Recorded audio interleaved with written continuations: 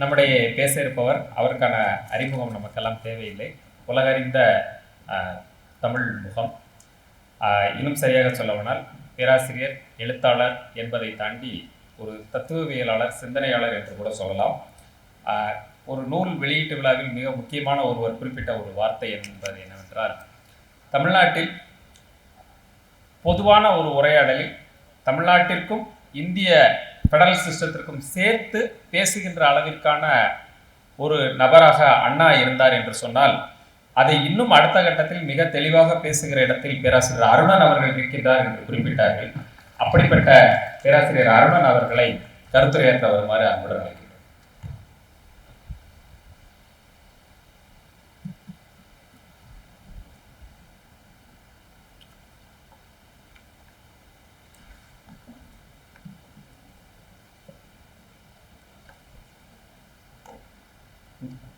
இந்த அருமையான கல்வி மாநாட்டிற்கு சிறப்பாக தலைமையேற்று நடத்தி கொண்டிருக்கக்கூடிய பேராசிரியர் பெரியசாமி ராஜா அவர்களே, எனக்கு முன்பு அற்புதமானதொரு கருத்துரை வழங்கி அமர்ந்திருக்கக்கூடிய நீலோத்பல் வாசு அவர்களே, இன்னும் மேடையிலே வீற்றிருக்கக்கூடிய சான்றோர்களே, எதிரே அமர்ந்திருக்கக்கூடிய பேராசிரியர் பெருமக்களே, உங்கள் அனைவருக்கும் எனது அன்பான வணக்கம்.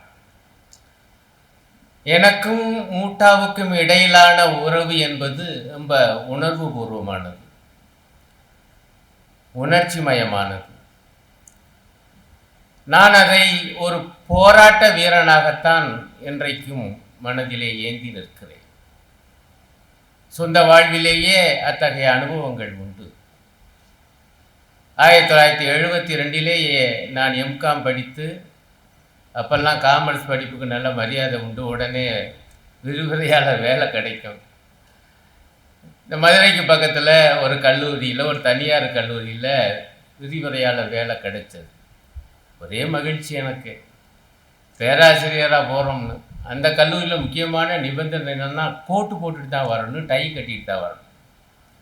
எனக்கு டை கட்டவே தெரியாது.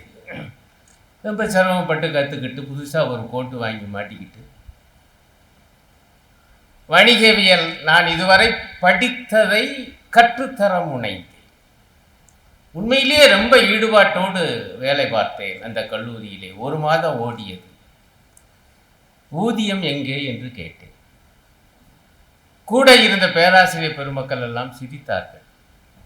1 மாதம் ஆன உடனே ஊதியம் கேட்குறியே இந்த கல்லூரியில்னாரு. ஏன் மாதத்துக்கு ஒருக்கா தானே ஊதியம் தருவாங்க. இங்கே 3 மாதத்துக்கு ஒருக்கா 1 மாதம் ஊதியம் தருவாங்க. நான் அசந்து போயிட்டேன். எதிர்பார்க்கவே இல்லை. அந்த வயது அப்போ எனக்கு 21, 22 வயது தான்.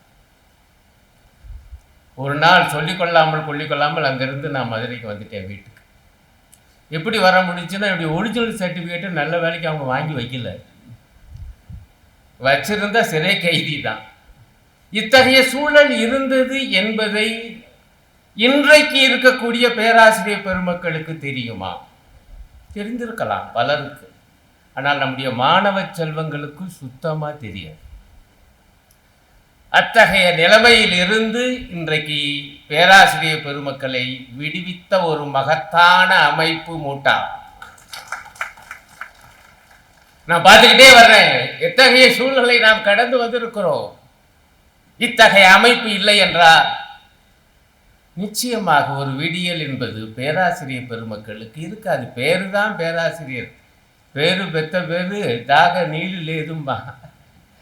பேருதாயா பெருசு, குடிக்க தண்ணி இல்லையா, தெலுங்கு பழமொழி. உண்மையிலேயே அத்தகைய நிலைமை நான் எதிர்பார்க்கவே இல்லை அந்த சின்ன வயதில். ஆனால் அதையெல்லாம் தாண்டி ஒரு மிக மகத்தான ஒரு போராட்ட வீரனாக நம்ம எல்லாம் களமிறக்க செய்து, போராட்டம் இல்லாமல் யாராட்டமும் செல்லாதப்பா என்பதை வாழ்விலை உணர்த்தி அன்று முதல் இன்று வரை போராடி கொண்டிருக்கக்கூடிய ஒரு அமைப்பு நம்முடைய மூட்டா. ஆனால் ஆச்சரியமான விஷயம், பேராசிரியர் பெருமக்களுடைய அமைப்பு. ஆகவே அவர்களுக்கான ஊதியம், அவர்களுக்கான பணி பாதுகாப்பிலே போராடுவது, முதலில் வாதாடுவது, வேறு வழியின்றி போராடுவது என்பது இயல்பானது. ஆனா அதிசயமான விஷயம் அத்தோடு மூட்டா நின்று கொண்டது அல்ல. இதுதான் என்னை ரொம்ப கவர்ந்த விஷயம். காரணம், நாம் அறிவுஜீவிகள், பெருமையோடு சொல்ல, நாம் கல்வியாளர்கள். இந்த அறிவுஜீவிகள் தான் இந்த நாட்டை வழி நடத்த வேண்டும். மெய்யாக பார்த்தார், பிளேட்டோ தன்னுடைய குடியரசு நூலிலே சொல்லுவான், மெய்யான ஆட்சி, சிறப்பான ஆட்சி யாரால் தர முடியும் தெரியுமா? எப்பொழுது ஒரு தத்துவ ஞானி அரசனாகிறானோ அப்பொழுதுதான் மெய்யான ஆட்சி வரும். 2500 ஆண்டுகளுக்கு முன்பே அந்த கிரேக்க தத்துவ ஞானி. தமிழ்நாட்டிலும் அந்த மரபு உண்டு. சங்ககாலம் தொட்டு கபிலர் புலவர், ஆனால் மூவேந்தர்களுக்கு புத்தி சொன்னார். புத்தி சொல்லுகிற கல்விமான் அன்றைக்கே இருந்தான். அந்த பரம்பரையிலே வந்தவர்கள் மூட்டாவுடைய உறுப்பினர். அதுதான், அது நமக்கான ஊதியத்துக்காக எப்படி போராடுகிறோமோ அதே போல நம்முடைய சமுதாயத்துக்காக எப்படி போராடுவது.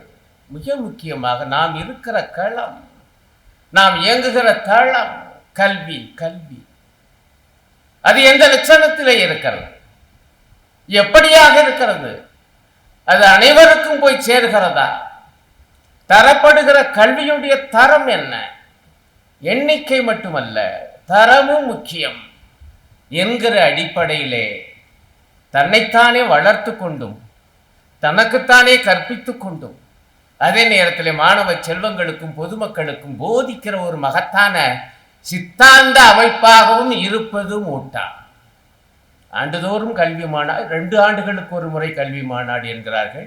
ஆனால் ஆண்டுதோறும் கல்வி முகாம் நடக்கும். கோடை விடுமுறையில் அங்கெல்லாம் நான் வந்து பேசியிருக்கேன், நானும் கற்றுக்கொண்டு இருக்கிறேன். அற்புதமான கேள்விகள் வரும், எப்படி பதில் சொல்வது என்று உள்ளுக்குள்ளேயே நான் யோசிச்சுக்கிட்டே கணக்கு போட்டுக்கிட்டே இருப்பேன்.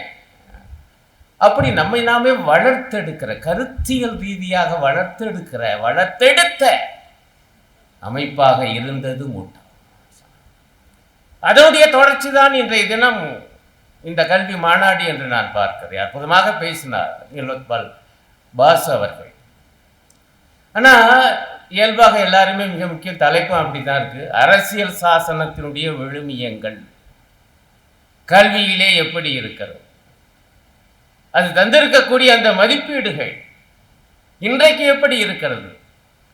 நான் 2 மட்டும் எடுத்துக்கொள்கிறேன். அரசியல் சாசனத்திலே சரத்து 25 அது மிக தெளிவாக சொல்கிறது, இந்த நாட்டு குடிமக்களுக்கு எந்த ஒரு மதத்தையும் ஏற்க, கடைபிடிக்க, பரப்ப, ப்ராபகேட்டுங்கிற வார்த்தையை போட்டிருக்காங்க, பரப்ப கூட சமமான உரிமை உண்டு. இப்படி சொல்லுகிற ஒரு சரத்து இருக்கிறது என்றால் இது மதச்சார்பற்ற அரசு. ஏன் யார் வேணாலும் எந்த மதத்தையும் பின்பற்றலாம், பரப்பலாம் என்றால் அரசு அனைத்து மதங்களில் இருந்து விலகி நிற்கிறது என்று பொருள். செக்குலருங்கிற வார்த்தை ஆரம்பத்திலே இல்லை, அது அவசர நிலை காலம் 75-76 தான் வந்தது, நான் மறுக்கவில்லை. ஆனால் அந்த உணர்வு ஏற்கனவே இருந்தது என்பதற்கான ஆதாரம் சரத்து 25. அதே போல வழிகாட்டும் நெறிமுறைகளிலே ஒன்று சயின்டிபிக் டெம்பர். ஒரு பக்கம் பாருங்க எவ்வளவு அற்புதமாக நம்ம ஆளுங்க வடிவமைச்சிருக்காங்க, எந்த ஒரு மதத்தையும் நீங்க பின்பற்றலாம். ஆனால் அரசை பொறுத்தவரையில் அறிவியல் மனோபாவத்தை, அந்த உணர்வை வளர்ப்பதை தன்னுடைய நெறிமுறைகளில் ஒன்றாக கொள்ள வேண்டும். இந்த 2 இப்ப எந்த லட்சணத்தில் இருக்குன்னு தான் பேசப்போம். இப்ப நம்முடைய பல்கலைக்கழக மானிய குழு ஒரு நகல் பாடத்திட்டத்தை வெளியிட்டிருக்கிறது. 2020 கல்விக் கொள்கையின் அடிப்படையில் அதில் தெளிவாக அப்படி சொல்லியிருக்காங்க. 9 பாடங்களில் குறிப்பாக வெளிவந்திருக்கிறது. ஒவ்வொன்றையும் தனித்தனியாக படிக்கலை, நான் ஏற்றுக்கொள்கிறேன். ஆனால் இந்த 9 பாடங்களில் இருக்கக்கூடிய பாடத்திட்டங்களுடைய சாரத்தை மிக அற்புதமான முறையிலே ஆங்கில ஹிந்து ஏடு இந்த ஆண்டு ஆகஸ்ட் 22 வெளியிட்டிருக்கார். ஒன்றும் பெரிய தேடெல்லாம் போக வேணாம், நீங்கள் கூகுளில் போய் அடிங்க வரும். அந்த கட்டுரையை படித்தா நான் அசந்து போயிட்டேன். எடுத்து எடுப்புலேயே சொல்கிறாங்க, தலைப்பை பிரமாதமாக கொடுத்துருக்காங்க, ஆன்சியன் விஸ்டம். நம்முடைய புராதன ஞானத்தை நம்முடைய பாடத்திட்டங்களில் சேர்க்கணும், அதுதான் அதனுடைய குறிக்கோள். இந்த டிராஃப்ட், இந்த நகலுடைய குறிக்கோள், அதுதான் தலைப்பு அந்த கட்டுரைக்கு, செய்தி கட்டுரை. அதில் சொல்கிறாங்க எப்படி நம்முடைய புராதன ஞானத்தை புகுத்துறாங்க தெரியுமா? ரசாயன பாடம், கெமிஸ்ட்ரி. அதற்கான பாடத்திட்டம் எடுத்த எடுப்பில் சரஸ்வதி வந்தனா. ரசாயனத்துக்கும் சரஸ்வதிக்கும் என்னங்கடா சம்பந்தம்? எனக்கு தெரிஞ்சு சரஸ்வதிக்கும் வீணைக்கும் சம்பந்தம் உண்டு. நீ சங்கீதத்தில் வேணா சேருங்க. நமக்கு ஒன்றும் புரியல. இப்போ பாருங்க என்ன பிரச்சனை. இப்போ சாதாரண சில பேர் கூட நினைக்கலைங்க, சரஸ்வதி வந்தனா கல்வியுடைய கடவுள் என சொல்லப்படுற ஒரு மரபு இங்கே இருக்குது. அந்த அடிப்படையில் சரஸ்வதி வந்தனாவை சேர்த்தா என்ன மோசம் உங்களுக்கெல்லாம், ஏங்க இப்படி பற்றிக்கிட்டு வருதுன்னு நினைக்கலாம். பேராசைகள் சொல்ல கூட நினைக்கலாம். ஆனால் தயவு செஞ்சு ஒன்றை நினச்சி பாருங்கள். நான் செக்யூலரிசம் பற்றி சொன்னேன், மதச்சார்பற்ற அரசு சரத்து 25. நீங்கள் சரஸ்வதி வந்தனா என்று கெமிஸ்ட்ரி பாடத்தை சேர்த்தீங்கன்னா முஸ்லீம்கள் எப்படிங்க அதை வந்தனா சொல்லுவாங்க? கிறிஸ்தவர்கள் எப்படிங்க சொல்லுவாங்க? சீக்கியர்கள் எப்படிங்க சொல்லுவாங்க? இங்கே பெருமையோடு சொன்னாரே பாசு அவர்கள், நான் ஒரு நாத்திகவாதி, நானும் இந்து தான். இந்துவாக இருந்தாலும் இந்த நாத்திகவாதி எப்படி சொல்லுவார் சரஸ்வதி வந்தனாவை? சிக்கலா இல்லையா? அப்படி என்றால் அரசியல் சாசனத்துடைய விழுமியத்திற்கு, அந்த அற்புதமான அந்த பண்புக்கு நேர் விரோதமாக ரசாயன பாடத்தில் எடுத்த எடுப்பிலேயே சரஸ்வதி வந்தனா. அப்புறம் கணித பாடம் சூப்பர். அதை பற்றினா தனியாக நீங்கள் எனக்கு பேச கொடுக்கணும்.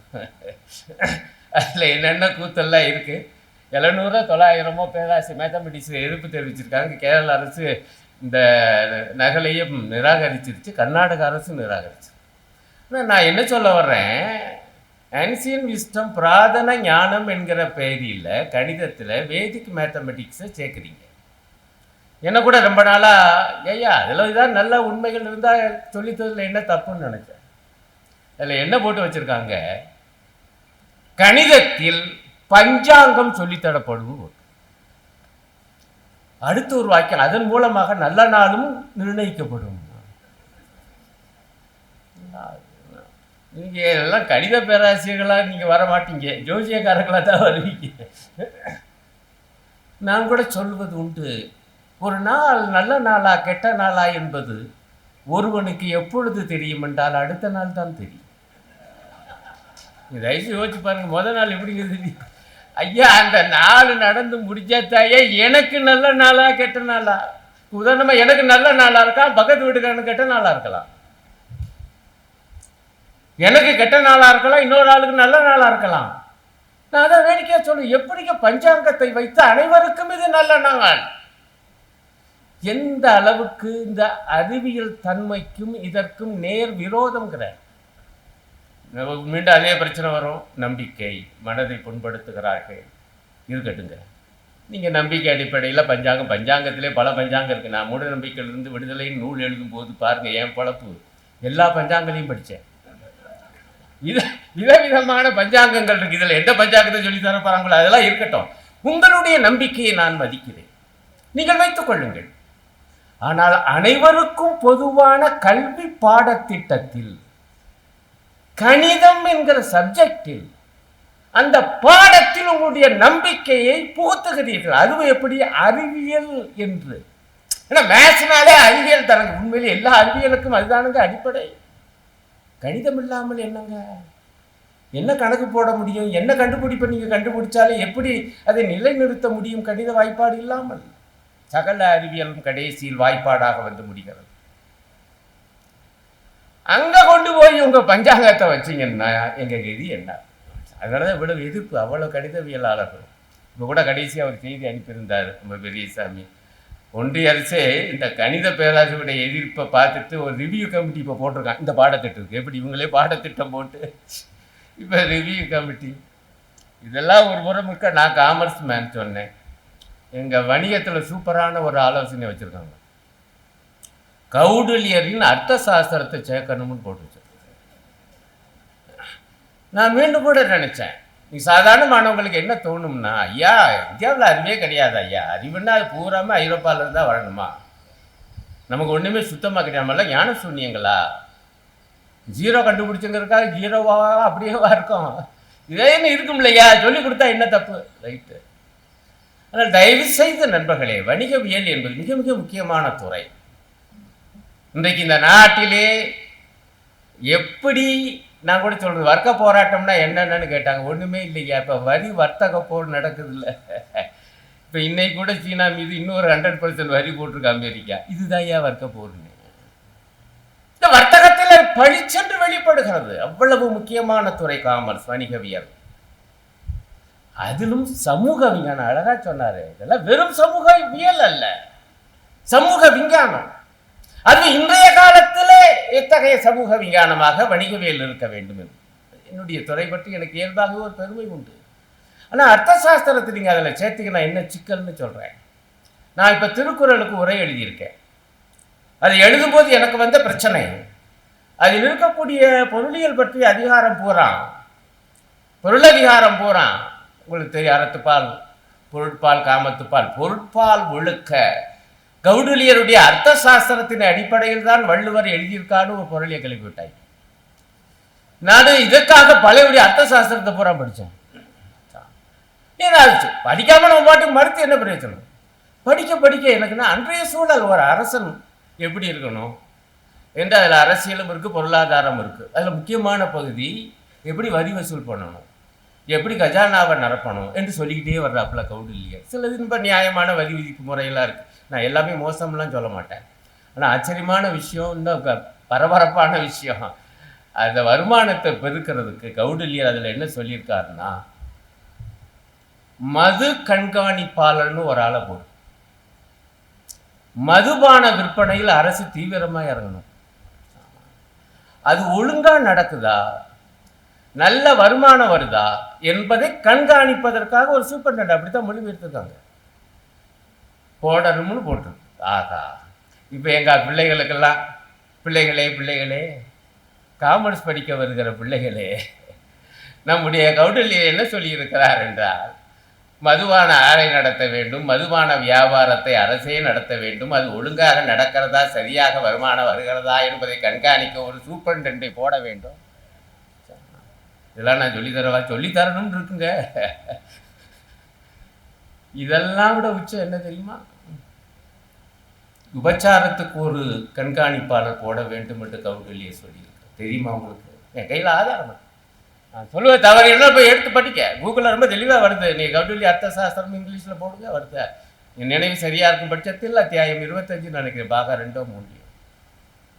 அதுக்கும் ஒரு சூப்பர்டென்ட்டை போடு. அது ஆங்கிலத்தில் வரும்போது ப்ராஸ்டியூஷன் தான் மொழிபெயர்க்கிறாங்க, ஆனால் சமஸ்கிருதத்தில் கணிகை, அது கணிகைன்னு சொன்னால் அவ்வளோ அசிங்கமாக தெரியாது. ஆகவே கணிகைகளை நியமிக்க வேண்டும், அவர்களை பராமரிக்க வேண்டும், அதிலிருந்தும் அரசாங்கம் வருமானம் அவர்களுக்கு கிடைப்பதில் அதில் ஒரு வரியை போடு. அரசவையிலும் கணிகை வேண்டும், பிரதி கணிகை வேண்டும். ஏன்னா அந்த மாதிரி திடீர்னு உடம்பு சரியில்லாமல் போச்சுன்னா, நான் விளையாட்டுக்கு சொல்ல அப்படியே போட்டிருக்காரு. இவ்வளவு ஏற்பாடு பண்ண சொல்லி அரசியல் பொருளாதார சாஸ்திரம் எனப்படுகிற அர்த்த சாஸ்திரத்தில் இருப்பது உங்களுக்கு தெரியுமா? நான் அதான் எடுத்து போட்டு, ஏண்டா இதுக்கு வள்ளுவருக்கு என்னடா சம்பந்தம், இவர் கல்லாமையை பாடியவர், வரைவின் மகளிர் பற்றி அந்த விபச்சாரம் கூடாது என்று முதலாக தமிழில் ஓங்கி ஒலித்தவன் எங்களுடைய வள்ளுவ பெருந்தகை. அதற்கும் கௌடில்யனுக்கு என்ன சம்பந்தம்? சம்பந்தம் இல்லை என்பது மட்டுமல்ல, கௌடில்யரை மறுத்து எழுதப்பட்ட மகா சாசனம் என்னுடைய திருக்குறள். அது நாம இப்படி சிந்திச்சுட்டு இருக்கோம். நீ போய் கௌடில்யரை படினா இல்லை. கடைசியாக ஒரு கிளைமேக்ஸ் இந்த பகுதியை முடிக்கிறேன். ரசாயன பாடத்தில் மிக முக்கியமான ஒரு அம்சம் சொல்லி கொடுத்துருக்கோம். ரசாயனத்தில் போதை பானங்களுடைய ரசாயனம் பற்றி அவசியம் சொல்லித்தரப்பட வேண்டும்னு இருக்கு. கூட நான் இதை சொன்னால் கூட சில பேருக்கு சந்தேகமாக இருக்கும், எங்கள் அருணன் அவர் வாட்டுக்கு சொல்லிகிட்டே போகிறார், நம்ம வாட்டுக்கு கேட்டுக்கிட்டே இருக்கிறது. அந்த கொட்டேஷன் நான் சொன்னேன் பாருங்கள், Hindu August 22. In chemistry, the chemistry of alcoholic beverages, traditional Indian fermented beverages and preparation methods for kanji, mahuwa and toddy will be taught. சொல்லித்தரப்படும் கல்லு தயாரிக்கிறது எப்படின்னு. இதுதான் உங்களுடைய பாடத்திட்டம் டிராஃப்ட். நான் என்ன பண்ணுறது? அப்போ இதற்கும் அரசியல் சாசன மாண்புக்கும் என்ன சம்பந்தம்? நான் அன்போடு கேட்டுக்கொள்வேன் பேராசிரியர் பெருமக்களை. பலருக்கு இந்த செய்தி இது வந்திருக்குது. ஆகஸ்ட் 22 இந்து பத்திரிகையில். தமிழ்நாடு ஒப்பு நோக்கிலே பார்த்தால் பெருமளவுக்கு கருத்தியல் ரீதியாக ஒரு முன்னேறிய மாநிலம். அங்கேயே இங்கேயே இந்த செய்திகள்லாம் எந்த அளவுக்கு போய் சேர்ந்திருக்கிறது என்று எனக்கு மிகப்பெரிய சந்தேகமாகும். ஆனால் கூச்சமே இல்லாமல் இப்படி ஒரு நகல் பாடத்திட்டத்தை அவர்கள் வெளியிட்டிருக்கிறார். கடும் எதிர்ப்புக்கு பிறகு இன்றைய தினம் அவர்கள் சொல்லுகிறார்கள், நாங்கள் அதை மீண்டும் பரிசீலனை செய்வோம், அதற்கு ஒரு கமிட்டி போட்டிருக்கிறோம் என்று நேற்றைய தினம் ஒரு செய்தி வந்தது. எனக்கு புரியலை. நீங்கள் கல்வியுடைய தரத்தை உயர்த்துங்கள். இன்னும் கூட நான் சொல்வேன், நம்முடைய புராதன ஞானத்தில் அறிவியல், இன்றைய அறிவியலுக்கு ஏற்ற செய்திகள் கண்டுபிடிப்புகள் இருந்தால் அவசியம் சொல்லித்தார். நம்மால் கண்டுபிடிச்சிருப்பான்ல, நம்மால் சிந்திச்சிருப்பான்ல, அத்தகைய உண்மைகளை சொல்லித்தார்கள். நாங்கள் மறுக்கவில்லை. ஆனால் அதற்கு பதிலாக மதச்சார்பற்ற அரசுக்கு நேர் விரோதமான ஒரு மதத்தினுடைய கடவுளை புகழ்வது அல்லது நிரூபிக்கப்படாத பஞ்சாங்கத்தை கொண்டு வந்து சொல்லி தருவது என்ன நியாயம்? இதுதான் நாம் கேட்க வேண்டிய கேள்வி. இதுதான் நீங்க பூரா சொன்னாங்க, சமுதாயத்தை பின்னோக்கி செலுத்துவது. பின்னோக்கி செலுத்துவது உண்மையிலேயே அந்த எண்ணிக்கை முக்கியமா இல்லையா என்பது ஒரு புறம் இருக்க, தமிழ்நாட்டின் நிச்சயம் பெருமை கொள்ளணும். இந்த ஜிஆரை பொறுத்தவரையில், கிரேஸ் என்ரோல்மெண்ட் ரேஷியோவை பொறுத்தவரையில், அகில இந்திய சராசரி இந்தியாவில் இன்றைய நிலவரம் 29% தான். பள்ளி படிப்பை முடிச்சுட்டு கல்லூரிக்கு போகிறவங்க 29% தான். ஆனால் தமிழ்நாட்டில் 50%க்கும் மேலே. இது ஒரு சாதனை, மறந்து விடாது. எப்படி இந்த உண்மையை நம்ம ஏன் மறைக்கணும்? இது பெருமை இல்லையா? இது எல்லாரும் சேர்ந்து உருவாக்கணும். நான் சொல்றேன் பேராசிரியர் பெருமக்களே, உங்களுடைய மகத்தான சாதனை இது. இல்லை யோசிச்சு பாருங்க, +2 முடிச்ச உடனே கல்லூரிக்கு வரணும்னு ஒரு பையனோ ஒரு பொண்ணா ஏன் துடிக்கிறாங்க? நல்ல கல்லூரி இருக்கியா? கல்லூரி பேராசிரியர்கள் இருக்காங்க, நமக்கு இன்னும் படிப்பு கிடைக்கும். அப்கோர்ஸ் பெரிய ஞானம் பெறணுங்கிறதுக்காக வரமாட்டாங்க, வேலை வாய்ப்பு தேடி தான் வருவாங்க. ஆனால் வேலை வாய்ப்புக்கு கல்லூரி படிப்பு தேவை, படிக்கணுங்கிற எண்ணம் பாதி பேருக்கு, பள்ளி கல்வியை முடித்தவர்கள் பாதி பேருக்கு வந்திருக்கிறது. இது ஒரு மகத்தான வரலாற்று சாதனை, தமிழ்நாட்டுடைய சாதனை. இன்னும் நான் சொல்வேன், உயர்கல்வியை பொறுத்தவரையில் நான் ஒன்று கவனி, நான் சொல்ல சரியான யோசிங்க.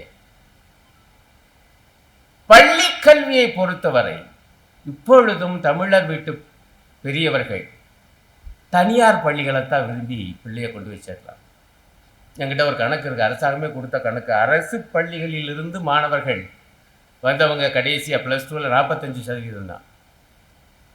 தனியார் பள்ளியிலிருந்து வந்தவங்க 55%. நான் விவாதத்தில் அதுதான் கேட்டேன். எதிர்த்தாப்புல ஆளுங்கட்சிக்காரங்களும் இருந்தாங்க. எல்லாம் சரிதாயா, நல்லா தான் போயிட்டுருக்கு. ஆனால் ஏன் அரசு பள்ளிகளிலிருந்து வந்த மாணவர்கள் +2 எழுதினவங்க வெறும் 45%? ஆனால் தனியார் பள்ளிகளில் இருந்து இந்த வளர்ச்சி அடைந்த இந்த மாநிலத்திலே அங்கிருந்து வந்தவங்க தானே 55%. அப்படி என்றால் தனியார் பள்ளிகளுடைய தரம் என்ன? குறிப்பாக இன்ஃப்ராஸ்ட்ரக்சர், அதனுடைய கட்டமைப்பு வசதிகள். எனக்கெல்லாம் ஞாபகம் இருக்கு, நான் ஒரு எய்டட் ஸ்கூலில் படித்தேன் அந்த காலத்தில், 60களில். ஹை ஸ்கூலுக்கு வந்தேன். எலிமெண்ட்ரி ஸ்கூலும் அதே மைதானம் தான், ஹை ஸ்கூலுக்கும் அதே மைதானம். இதில் நடுவில் ஒரு பாடம் இருக்கும், அது என்ன லேபரட்டரின்னு போட்டிருப்பாங்க. இந்த லேபரட்டரியை தேடி தேடி பார்த்தேன், எங்கே இருக்குன்னா ஹெட்மாஸ்டர் ரூம் இருக்குல்ல, அதில் ஒரு அலமாரியில் உட்காந்துருக்கும். அங்கே ஏதோ 1-2 சாதனம் இருக்குது, இதான் கைப்பாங்க, இதுதான் லேபரட்டரி. இதுதான் நிலைமை 1960களில். இன்றைக்கு அதில் எந்த அளவுக்கு முன்னேற்றம் அரசு பள்ளிகளிலே வந்திருக்கிறது. விளையாட்டு மைதானம் இருக்கிறதா, பரிசோதனை கூடங்கள் இருக்கிறதா, இப்போ சொல்றீங்க smart room, class room, very good. அது எல்லா அரசு பள்ளிகளிலும் எல்லா மாணவர்களுக்கும் ஸ்மார்ட் ரூம்ஸ், அந்த சிறந்த வகுப்பறை கிடைத்திருக்கிறதா? இந்த கேள்வி இருக்கு, நாம் எழுப்ப வேண்டியிருக்கு. ஆனால் ஆச்சரியமான விஷயம், கல்லூரிக்கு போகும்போது, அதுவும் தொழில்நுட்ப கல்லூரி, பொறியியல் கல்லூரிக்கு போகும்போது, மருத்துவ கல்லூரிக்கு போகும்போது நம்ம ஆடுகள்லாம் எதை தேர்வு செய்றீங்க? அரசு கல்லூரியை தான் தேர்வு செய்ய. முதல்ல அண்ணா பல்கலைக்கழகம் ஃபில்லப் ஆகுதா பாதியா? மெடிக்கல் காலேஜா, Chennai medical college, Madras Christian college, அல்லது இங்கே மதுரை. இப்போ இதுக்கு மட்டும் ஏன் அரசு கல்லூரிக்கு வர்றாங்க? காரணம், இங்கே தரமான கல்வி மட்டுமல்ல, குறைந்த கட்டணத்தில் கல்வி கிடைக்கிறது. இதுதான் முக்கியமான அம்சம். அதனால எல்லாரும் வர்றோம். முதல்ல இந்த போட்டியில் முதல்ல போனவொடனே டக்கு டக்குன்னு முடிச்சிடும். அப்படி என்றால் உயர்கல்வித்துறையிலே நம்முடைய சாதனை தொடர்கிறது. இதை மேலும் வளர்க்க வேண்டாமா? அதுக்கு ஏதேனும் திட்டம் இதில் இருக்கிறதா? நேற்று தான் செய்தி பார்த்தேன். பிரிட்டிஷ் பிரதமர் பம்பாய் வந்து சேர்ந்திருக்கார், மும்பை வந்திருக்கார். இந்திய பிரதமர் போய் அவரை சந்திக்கிறார். சந்திச்சு முடிச்ச உடனே இந்திய பிரதமர் பேட்டி கொடுக்கிறார். ரெண்டு பேரும் பேசி ஒரு முக்கியமான முடிவுக்கு வந்திருக்கோம். என்ன முடிவு? இனிமேல் பிரிட்டன் பல்கலைக்கழகங்கள் 9 இந்தியாவில் தன்னுடைய முகாம்களை, கேம்பஸ் வளாகங்களை திறக்கும். ஏன்னா நம்ம தான் நல்லா இருக்குமேடா, எதுக்கு வெளிநாட்டு பல்கலைக்கழகங்களை கொண்டு வர்றீங்க? இதுல அதுக்கு முதல் நாள் தான் பேசுறார் நம்ம பிரதமர். சொந்த காலில் நிற்போம், சுயசார்பு கொள்கை. பிறகு எதுக்கு இந்த பந்தக்காலு? எனக்கு புரியல. இல்லை, எவ்வளவு நேர்விரோதமாக சிந்திக்கிறார்கள் இவர்கள். அப்படி என்றால் உயர்கல்வி அதை வழங்க நம்ம நாட்டால், நம்முடைய அரசு உயர்கல்வி நிறுவனங்களால் முடியாது என்கிற முடிவுக்கு வந்து விட்டீர்களா? இதை விட சிறந்ததா பிரிட்டிஷ் பல்கலைக்கழகம்? பயங்கர கட்டணம்ங்க. எனக்கு நான் இப்போ கொஞ்சம் அமெரிக்காவில் நடக்கிற விஷயங்கள் தெரியுது சில காரணங்களால். அங்கே பூரா சொல்கிறாங்க, ஐயா பள்ளி கல்வி சூப்பராக இருக்குது அமெரிக்காவில், இப்போ இலவசம் எல்லாம் ஒரே மாதிரி இருக்குது, அருகாமையில் இருக்குது, எங்கே வேணாலும் ட்ரான்ஸ்ஃபர் பண்ணிக்கலாம். ஆனால் பள்ளி கல்வி வரைக்கும் தான் அரசு கவனிக்குது. அதுக்கு பிறகு அவ்வளவையும் தனியாட்ட கொடுத்தது அமெரிக்காவில். கட்டணம் எக்கு தப்பு. நீங்கள் பச்சை அந்த கிரீன் கார்டு வாங்கினா தான் கட்டணம் கம்மி, இந்த கார்டு உள்ளவனுக்கு பூரா பயங்கர கட்டணம். +2 வரைக்கும் அங்கே படிக்க வச்சுக்கிட்டு நம்ம ஆளுங்க கல்லூரி படிப்புக்கு மெட்ராஸுக்கு அனுப்புது. நான் எனக்கு உண்மையிலே புரியல, என்னங்க அமெரிக்காவில் தானே உயர் படி, நீங்கள் வேறு தாலி அத்து போடுவாங்க. இப்படி சொல்கிற தாலி அத்து போடுறாங்க, சம்பாரித்த காசை பூரா கொண்டு கட்ட வேண்டியதுதான். கல்லூரியிலையும் பல்கலைக்கழகத்திலையும் இங்கெல்லாம் படிக்க வைக்க முடியாது. அப்படி என்றால் ஒரு சகாய கட்டணத்தில் தரமான உயர்கல்வியை வழங்கக்கூடியதாக குறிப்பாக தமிழ்நாடு இருக்கிறது. அங்கே கொண்டு போய் எதுக்கு வெளிநாட்டு பல்கலைக்கழகங்களை திறக்க அனுமதி தருங்க? இதுவா ஒரு சாதனை? உங்களுடைய கொள்கைக்கும் இதற்கும் இந்த நடப்புக்கு ஏதேனும் சம்பந்தம் இருக்கிறதா? இதுதான் நம்ம கேட்க வேண்டிய கேள்வி. 2020 தேசிய கல்விக் கொள்கை பற்றி நாம் நிறைய பேசியிருக்கோம். ஆனால் நான் 2 விஷயங்களை குறிப்பிட விரும்புகிறேன். ஏன்னா இது வரைக்கும் இங்கே பேசப்படாத ஒன்று மொழி பிரச்சனை. இது ஏதோ மொழி பிரச்சனைன்னு ஏதோ தமிழ்நாட்டுக்கு மட்டும்தான் பிரச்சனைங்கிற மாதிரியே ரொம்ப காலமாக பேசிக்கிட்டே இருக்காங்க. நான் சொல்லுவேன், மொழி பிரச்சனை என்பது ஒவ்வொரு மனுஷனுக்கான பிரச்சனை, மானுடத்தின் பிரச்சனை. என்னுடைய தாய்மொழியில் நான் கடைசி வரைக்கும் படிக்க முடியும். நம்ம சமூகவியலில் எடுத்துக்கிட்டால் முனைவர் பட்டம் வர, இப்போ போஸ்ட் டாக்டரேட் வேறு இருக்கலாம், அது வேலையும் படிக்க எல்லாமே என்னால் தமிழில் முடியும். நுட்பவியல் எடுத்துக்கொண்டால் தொழில்நுட்பமாகட்டும் அல்லது மருந்தியல் ஆகட்டும், வைத்திய சாஸ்திரமாகட்டும், எதுவாக இருந்தாலும் தமிழில் படிக்க முடியும். அப்படி இருந்தாங்க எனக்கு எவ்வளோ வசதியாக இருக்கும். அடிப்படையான சிந்தனை அதுவாக தானே இருக்கு. அப்படி தானே இருக்கா ஜப்பான்காரு, ஃப்ரெஞ்சுக்காரு, பிரிட்டிஷ்காரன், ரஷ்யாக்காரன், சீனாக்காரன். ஆனால் நான் ஒருத்தட்ட கேட்குறேன், ஏங்க பிள்ளைய கொண்டு போய் இங்கிலீஷ் மீடியத்தில் சேர்த்தீங்க? அவர் ரொம்ப தமிழ் பற்றாளர். எங்கிட்ட அவ்வளோ தூரம் தமிழுடைய பெருமையை பற்றியெல்லாம் பேசுவார். ஏன் கொண்டு போய் சேர்த்தீங்க? அவர் ரொம்ப எளிமையாக பதில் சொன்னார். பிள்ளை ரொம்ப தெளிவாக கேட்குறா என்கிட்ட, தமிழ் மீடியம் படிக்கிறியா? ஐயா நான் தமிழ் மீடியம் படிக்கிறேன், ஆனால் மேற்படிப்புக்கு போகும்போது தமிழ் மீடியம் உதவுமா? இல்லைப்பா இன்ஜினியரிங்கில் வந்திருக்கு, ரைட்டு, பிஇயில் வந்திருக்கு, எம்இயில் வந்துச்சான்னு கேட்குறான், எம்பிபிஎஸ்ல வந்துச்சான்னு கேட்குறான், ஐஐடியில் தமிழில் படிக்க முடியுமான்னு கேட்குறான். இதுக்கு என்ன பதில் நான் சொல்லுவேன்? அப்போ தமிழ் வழி படிப்பு என்பது உச்சியிலிருந்து வரணும். நம்மால் என்ன இங்கேருந்து ஆரம்பிக்கிறாப்புல, இங்கேருந்து ஆரம்பிச்சு அங்கே போய் இடிக்குது இந்தியாவில், வேற நாட்டில் இல்லை. அப்போ இந்த மொழி பிரச்சனை என்பது ஒவ்வொரு வீட்டு பிரச்சனை, ஒவ்வொரு மனிதனுடைய பிரச்சனை. யோசியுங்கள். ஆனால் இந்த 2020 கல்வி கொள்கை மும்மொழி திட்டத்தை அழுத்தமாக பேசுகிறவர். மும்மொழி திட்டத்தில் ரொம்ப அழகாக இந்த 3ல் 2 இந்திய மொழிகளாக இருக்கணும். இன்னும் கூட ரொம்ப அழகாக வாய்க்க, இந்தியாவில் பிறந்த மொழிகளாக இருக்கணும். இப்படிதான் விவாதம் அடிக்கடி நடக்குது டிவியில். நான் கடுமையாக மும்மொழி திட்டத்தை எடுத்து பேசுவேன். என்னங்க நாங்கள் ஒன்றும் மும்மொழியில் ஹிந்தி தான் கற்றுத்தரணும்னு சொல்லவே இல்லை, எந்த மொழியும் கற்றுத்தரலாம். அடேங்கப்பா, சரி இந்தியை தவிர வேறு எந்த மொழி கற்றுக்கொள்வதற்கு ஏற்பாடு இருக்குது கேந்திரிய வித்யாலயாவில்னு கேட்டேன். ஏன்னா இங்கே கேட்டால் அதில் நீங்கள் ஏற்பாடு பண்ணுங்க. அங்கே பார்த்தா இந்தியும் சமஸ்கிருத ஆசிரியர்கள் தான் இருக்கா. இந்த மதுரையில் தமிழ் வாத்தியாரே போடல. சரி விடியா, தமிழ்நாட்டை பற்றி என்ன நேரம் பேசுகிறோங்கிறீங்க. மும்மொழி கொள்கை இந்தியா முழுக்க, அதுதானே 2020 கொள்கை. உத்தரப்பிரதேசத்தில் மும்மொழி கொள்கை இருக்கிறதா? ராஜஸ்தானில், மத்திய பிரதேசத்தில், இமாச்சல் பிரதேசத்தில், ஹரியானாவில் இருக்கா? முடிக்கிறான். நண்பர்களே, ரொம்ப ஆச்சரியமான விஷயம், வேதனையான விஷயம். நாமெல்லாம் ஏமாந்து போயிருக்கோம். 1960களிலே மும்மொழி திட்டம் என்று நம்ம தலையில தான் கட்டினானே ஒழிய, குறிப்பாக தென்னிந்திய மக்கள் தலையில. வடக்க ஒரு மொழி திட்டம் தான், இந்தி மட்டும்தான். சில பள்ளிகளில் மட்டும்தான் ஆங்கிலம் இருக்கான், சில பள்ளிகளில் மும்மொழி இருக்கு. 3வது மொழி எது? சமஸ்கிருதம். இந்து பத்திரிகையிலே அந்த ஆய்வு கட்டுரை வந்தது. வட இந்தியர்களிடம் கேட்டு பார்த்தோம். 90% பேர் சொன்ன பதில், எங்களுக்கு இந்தி மட்டும்தான் தெரியும். 90% மக்கள்.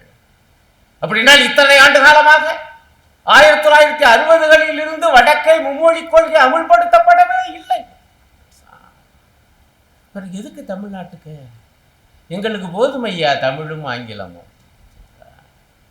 இதுதான் இன்றைக்குள்ள பிரச்சனை. இது நம் தீவிரமாக மக்கள் மத்தியில் சொல்லணும். விதவிதமான வாதங்கள் எல்லாம் வைக்கப்படுகிறது. நான் நேரம் கருதி அதுக்குள்ள போகலை. ஆனால் இது நியாயமா இல்லையா? அவர்களுக்கெல்லாம் ஒரு மொழி, நமக்கு மட்டும் 3 மொழி. இது அக்கறம். இறுதியாக ஒரு முக்கியமான அம்சத்தை தொட்டு பேசி நான் என்னுடைய உரையை முடிக்க விரும்புகிறேன். இந்த மொழி பிரச்சனை, இந்த கல்வி பிரச்சனை, இதுக்கெல்லாம் இறுதி தீர்வு எங்கே இருக்கிறது? உண்மையான மாநில சுயாட்சியில் இருக்கிறது. இங்கே கூட லேசா சுட்டி காண்பித்தார் பாசு அவர்கள் ஃபெடரலிசம் பற்றி. எனக்கு புரியல, அகில இந்தியாவுக்கு எதுக்கியா ஒரு கல்விக் கொள்கை? இந்த நாடு பல தேசிய மொழி வழி தேசிய இனங்களை கொண்ட நாடு. அதனுடைய வெளிப்பாடுதான் மொழிவாரி மானியங்கள் 1956. அதன் வெளிப்பாடாகத்தான் கல்வி துவக்கத்தில் மாநில அதிகார பட்டியலில் இருந்தது. அவசர நிலை ஆட்சி கோலத்திலே தான், அந்த அநியாயத்திலே தான் அதை கொண்டு போய் அந்த ஒத்திசைவு பட்டியல்ல கொண்டு போய் சேர்த்தான். இப்ப அதை வச்சுக்கிட்டு என்னென்ன ஆட்டம் போடுறாங்க. ஆகவே ஒன்றிய அரசும் கல்விக் கொள்கையை வகுக்க முடியும் சொல்லி இவ்வளவு விவகாரமும் நடக்கும். அப்ப தமிழ்நாட்டுடைய இந்த சூழல், இதனுடைய தொன்மை, இதனுடைய மரபு, இதனுடைய வரலாறு, இவற்றுக்கு ஏற்ப ஒரு கல்விக் கொள்கை, அதை வகுத்து அமுல்படுத்த வேண்டுமென்றால் கல்வி மாநில அதிகார பட்டியலுக்கு மாறியாக வேண்டும். இதை செய்யாமல் உங்களால் இறுதி தீர்வு என்பது கிடையவே கிடையாது. நீங்கள் என்னதான் பேசினாலும், என்னதான் எழுதினாலும், எவ்வளோதான் போராட்டம் நடத்தினாலும் அவங்க திணிச்சுக்கிட்டே தான் இருப்பாங்க. இந்தியா கல்வியிலேயே திணிப்பாங்க. ஏன்னா அதில் ஒரு வசதி இருக்கு அவங்களுக்கு. இந்தி தான் ஒன்றிய அரசுடைய அலுவல் மொழி என்று அரசியல் சாசனத்தில் இருக்கு. அதுவே ஒரு தப்பு. தமிழ் உள்ளிட்ட இதர மொழிகள் எல்லாம் 8வது அட்டவணையில் வெறும் அட்டவணை மொழிகள் தான் 22 இருக்கு. அதுல ஒன்றுதான் தமிழ். இந்த நவீன காலத்தில் ஏன் ஒன்றியத்திலும் 22 மொழிகளையும் அலுவல் மொழிகளாக ஆக்க முடியாதா, கூடாதா? இருக்கிறது. ஐரோப்பிய சுற்றுப்பயணத்தில் போய் பார்த்தேன். ஐரோப்பிய யூனியனுக்கான அந்த அலுவலகம் 2 பெரிய கட்டடம். ஒரு கட்டடம் அலுவலகம், அப்புறம் இன்னொரு கட்டடம் என்ன, மொழிபெயர்ப்புக்குன்னே தனி கட்டடம். ஏன்யா அங்க 24 மொழிகள் அலுவல் மொழிகள் ஐரோப்பிய ஒன்றியம், தெரியுமா? இந்த நவீன காலத்துல டக்கு டக்குன்னு எல்லாம் மொழிபெயர்க்க போறாங்க. ஆக இத்தகைய அடிப்படையான பிரச்சனைகளில் நாம் கொண்டு செலுத்த வேண்டும். நீங்க இந்த மாநில சுயாட்சி, மெய்யான மாநில சுயாட்சி வள்ளி என்றால் கடைசியா நம்ம ஆளுநர் சொல்றதான் நம்ம கேட்டார். அவர் இப்ப தமிழ்லாம் படிக்கிறார், சும்மா சொல்லக்கூடாது. அவருடைய பேச்சை நான் சமீபத்தில் கேட்டேன். நான் போற பக்கமெல்லாம் பார்த்தேன், தமிழ்நாடு போராடும் போராடும்னு போட்டிருக்காங்க. இப்போ நீங்க யாரை எதிர்த்து போராட போறீங்க? உங்களை யாருமே எதுக்கலையே, நீங்க ஏன் யாரையாவது எதுக்கணுங்கிறீங்க அப்படிங்கிறார். சொன்னவர் செஞ்ச காரியம் என்னன்னா, மாநில சட்டமன்றத்தில் டாக்டர் கலைஞர் பல்கலைக்கழகம்னு ஒரு பல்கலைக்கழகத்தை துவக்கிறதுன்னு அவங்க தீர்மானம், சட்டம் நிறைவேற்றி, மசோதா நிறைவேற்றி அனுப்புனா, இவர் அதை ரொம்ப நாளாக கிடப்புல போட்டுட்டு இப்போ ஒன்றியத்துக்கு அனுப்பிட்டார். இப்போ தமிழ்நாடு யாரை எதிர்த்து போராட வேண்டியிருக்கு? சாட்சாத் ஆளுநரை எதிர்த்தே போராட வேண்டிய நேரம். அப்போ இதெல்லாம் நேரடியாக கல்வியோட தொடர்புட்டதாக இருக்கலாம். அது தயவு செய்து நாம் இந்த அடிப்படையான பிரச்சனை, கல்விக்கான வரக்கூடிய பிரச்சனைகள், சிக்கல்களை அந்தந்த அளவில் நம்ம எதிர்கொண்டு அதற்கான தீர்வுகள் என்ன என்பதை நாம் சமுதாயத்துக்கு சொல்ல வேண்டும்.